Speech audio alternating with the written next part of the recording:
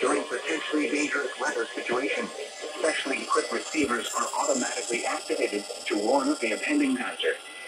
Tests of these receivers by this system are normally conducted by the National Weather Service every Wednesday between 11 a.m. and noon.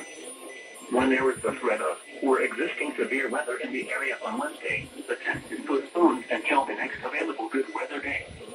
The warning alarm, transmitted over National Weather Service radio stations in North Central and Northeast Illinois, will be activated for watches and or warnings, affecting all counties in North Central and Northeast Illinois, as well as counties in far northwest Indiana.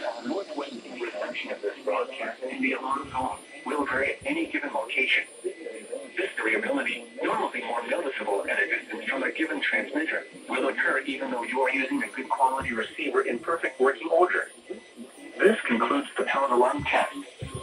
We will now return to our regular program.